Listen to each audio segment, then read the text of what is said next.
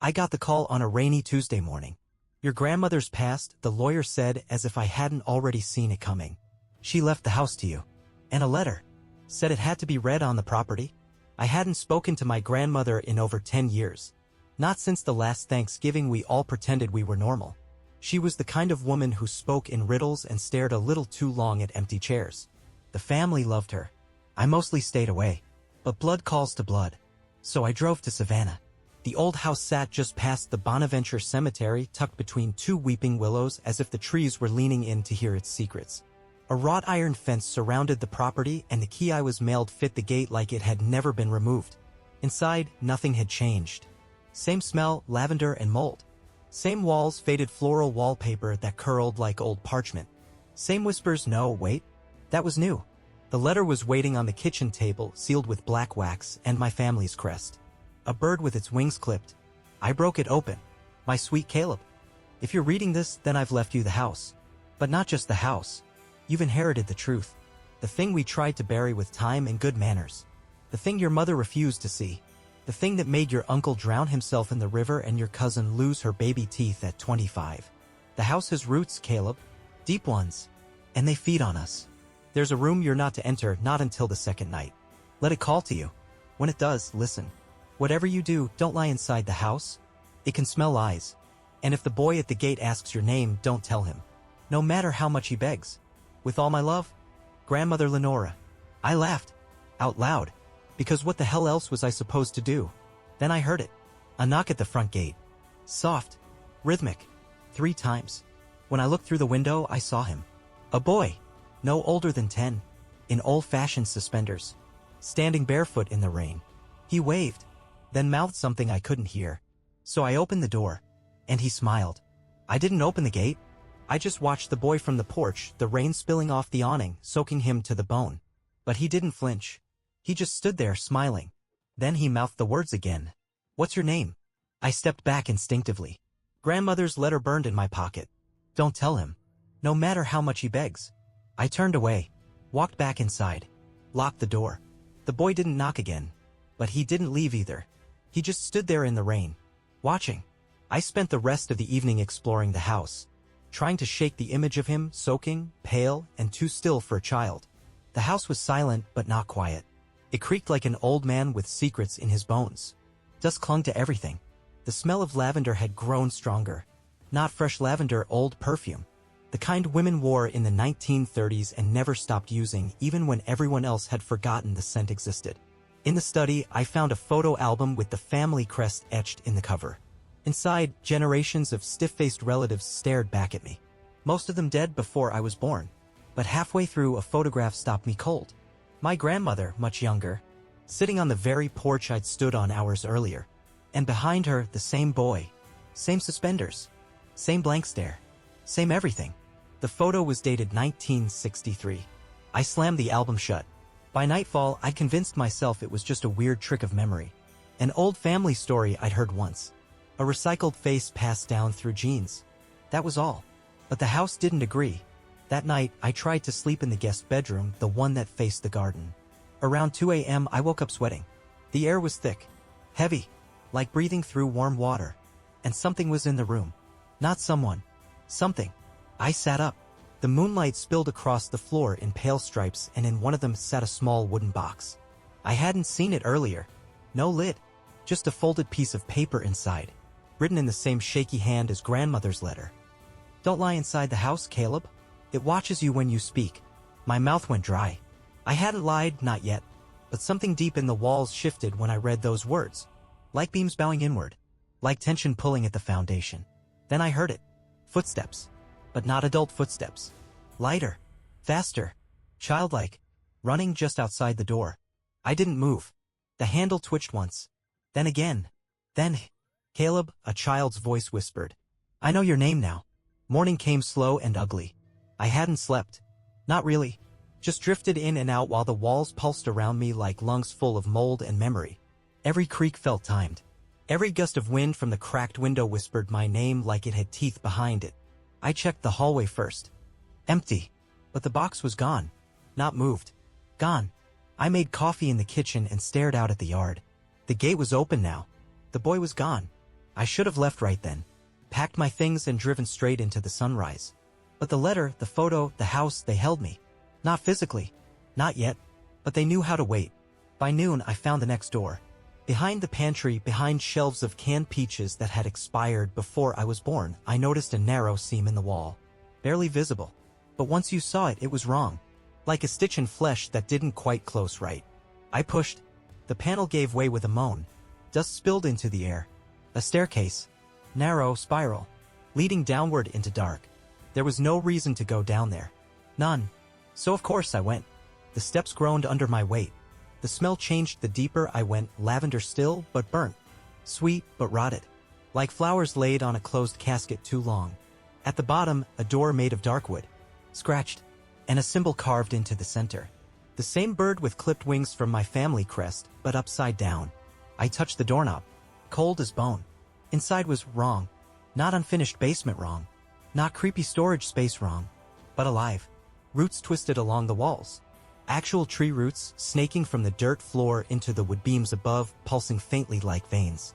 At the center of the room, a stone table. On it, dried bloodstains.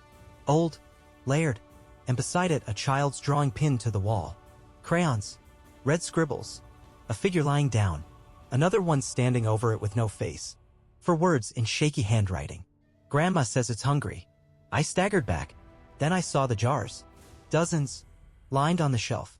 Each labeled with dates. Names. Some I recognized, great uncles, distant cousins.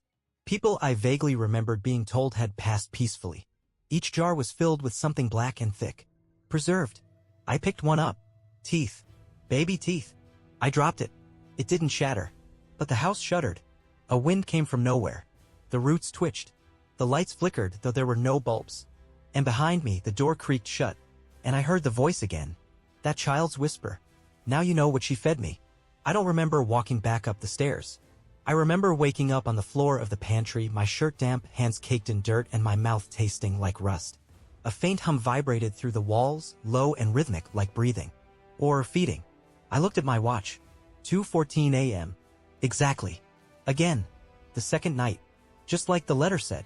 There's a room you're not to enter, not until the second night. Let it call to you. It was calling. I felt it in my teeth.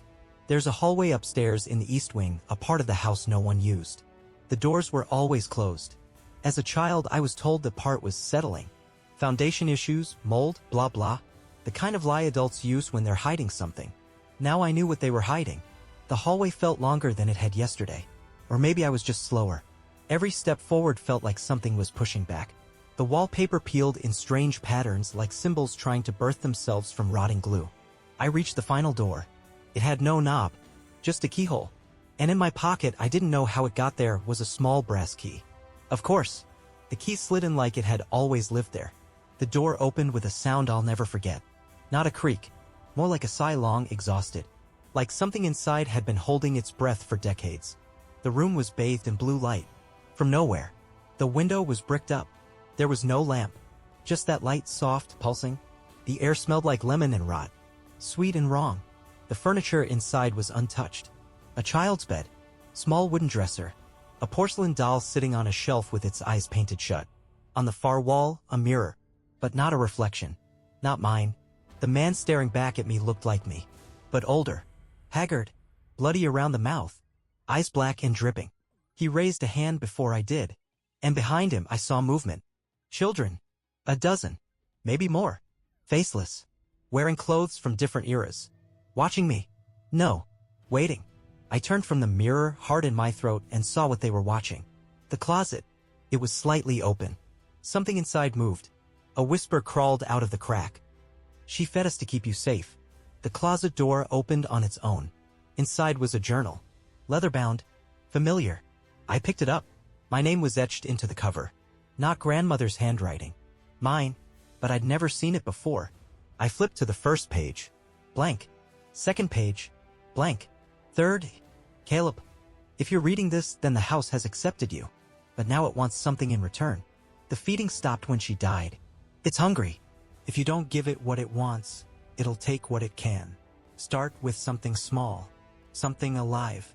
Something yours. Or it will choose for you. You don't remember writing this. But you will. Soon, I woke up in the bathtub. No memory of getting there. Water still running. Cold. My clothes soaked, clinging to me like second skin. My hands were bleeding. Fingernails cracked. Dirt under every one. I looked down at my forearm. There was a mark. Not a cut. Not a bruise. A brand. 3 jagged lines in a spiral like roots burrowing into flesh. Swollen. Red. Still warm to the touch. When I blinked, I swore I saw it pulse. I scrambled out of the tub and vomited into the sink. Then I remembered the journal. The page that said, "Start with something small. Something alive. Something yours." I stumbled to the study. The journal was still there. Open to a new page. We gave teeth. Blood. Memory. You must give something living. Before the sun touches the house again. There was a dead bird outside the window. Not just dead, arranged. Wings stretched outward. Head turned perfectly sideways. Neck broken, clean. Like a gift. Or a hint. The house wasn't subtle anymore. It was hungry. I told myself I wouldn't do it. I told myself I'd leave. Drive to the city. Burn the place down if I had to. I made it as far as the front gate. There was no road. Not anymore. Where the gravel driveway used to be, there was only forest. Thick, endless. And I swear to God, the trees were closer than they had ever been. I checked my phone. Battery drained. I hadn't used it in 2 days. I went back inside. There was a rabbit in the parlor. I don't know how it got there. Small, white, breathing fast. It looked at me like it knew. I stood frozen. And then the lights flickered. The walls groaned. The floorboards under the rabbit began to darken, spreading like rot. It didn't move. It knew. I whispered, "I'm sorry." Then I did what the journal told me. I don't want to talk about it. When it was done, the rot receded. The lights returned, and the mark on my arm cooled. That night, I dreamt of the mirror again. Only this time, the man who looked like me wasn't behind the glass. He was standing next to my bed. He leaned down and whispered, "One isn't enough." I stopped sleeping. Every time I closed my eyes, I woke up in someone else's skin. Not metaphorically, literally. First time. I was a girl, maybe 12, barefoot in this same house, back when it had red drapes and no electricity. I was screaming, blood on my knees, looking for Mama. I felt her absence like a severed limb. Next time. A man with a thick mustache and whiskey breath. 1940s, judging by the radio in the parlor. He was digging in the garden, sobbing, whispering, "I'm sorry, Henry. I didn't know." Then I was someone else again. And again. Every night, a different version of me. Same bloodline, same eyes, same spiral mark on the arm. They had all made the same deal. I was just next in line. And the journal? Changed. The writing wasn't just mine now, it was theirs. Entries layered on top of each other. Names crossed out. Words scratched into the page so violently the paper bled ink like wounds. One phrase repeated over and over. The house remembers. The blood obeys. By the 3rd day, I started losing time when I was awake too. I'd walk into the kitchen and find food on the stove I didn't remember cooking. Hear voices down the hall, my own voice, having conversations I couldn't recall. The mirror in the blue-lit room no longer showed anything at all. Just black, like it had turned into a window to somewhere else. Someone else. And then came the knock. Not at the door. From underneath. Beneath the floorboards in the study. 3 quick raps. Then a voice, muffled but close, inside the wood. "Dig." I didn't want to, but my hands moved on their own. I tore up the rug. The boards underneath were already loose. Like someone, maybe me, had already started this before. I pulled them up. Beneath, dirt. Soft. Fresh. I dug. 6 inches down, I hit something hard. A metal box. Inside, teeth. Again. Always teeth. But not from a child this time. Adult. Yellowed. Cracked. And on top, a folded photograph. Me. Standing at the front gate. From yesterday. Except, in the photo, I wasn't alone. The boy was standing beside me, holding my hand, and behind him, barely visible in the shadows, was another figure. taller, older, wearing my grandmother's dress. But her face, no, not hers, mine. I didn't remember walking to the attic, but I was there, standing beneath wooden beams that bent like ribs, the wind whispering through cracks in the shingles. The dust was thick, but not untouched. Footprints led across the floorboards, dozens of them, all mine, but made on different days, different years, different versions. I wasn't the first to come back. I was just the one who finally stayed. In the center of the attic sat a wooden cradle, empty, but swaying. Next to it, an old phonograph, already playing. A scratchy lullaby creaked out of it, one I'd never heard but remembered. And then the boy appeared again, not at the door this time. He stepped out of the shadow behind the cradle, smiling. Only this time he wasn't alone. They came from the corners, the walls, the mirror that had somehow appeared in the far end of the attic. All the children, all the ones who had been fed to keep the bloodline going. Silent, staring, waiting. And then her voice. Behind me. Soft, familiar, worn with age and smoke. "It's time, Caleb." I turned. Grandmother. But not the body I'd buried. This one stood tall, whole, eyes black with pinpricks of red. She looked at me like a gardener looks at a root that finally took hold. I couldn't move. She stepped closer, her voice warm and awful. "You're ready. The house has chosen. It always does." I opened my mouth to ask what it chose me for, but I already knew. To be her now. The vessel. The one who keeps the roots fed. The one who teaches the next to obey. To lie. To offer. To forget until the house whispers again. I looked at the boy. He nodded. The mirror lit up. I saw myself. Not as I was, but as I would be. Older.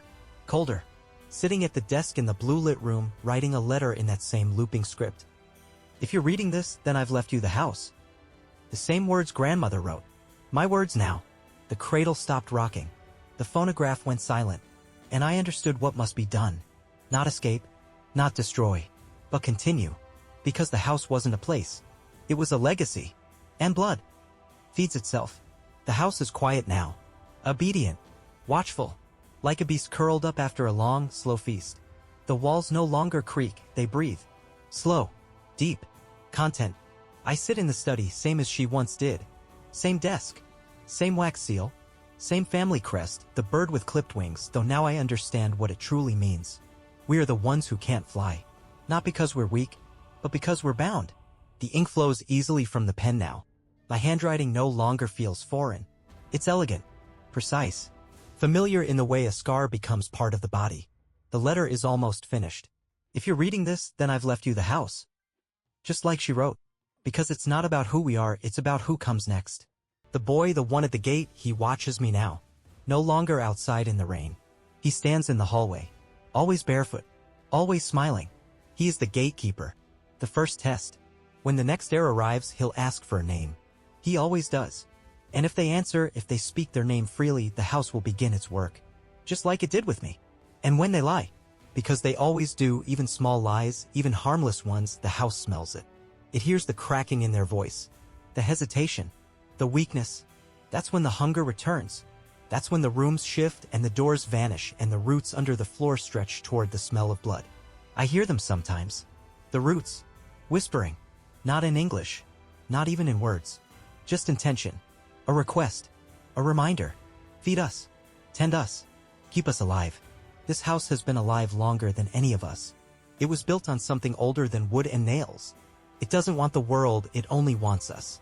Our line. Our blood. It remembers everyone who ever tried to break the cycle. Uncle Howard? Hung himself in the attic. Cousin Lena?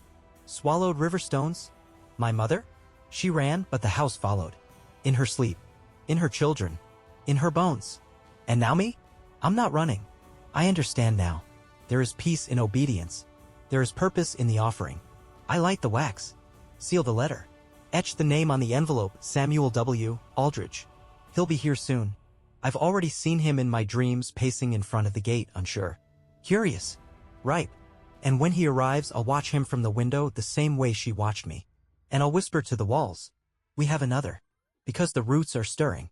And they are never satisfied for long.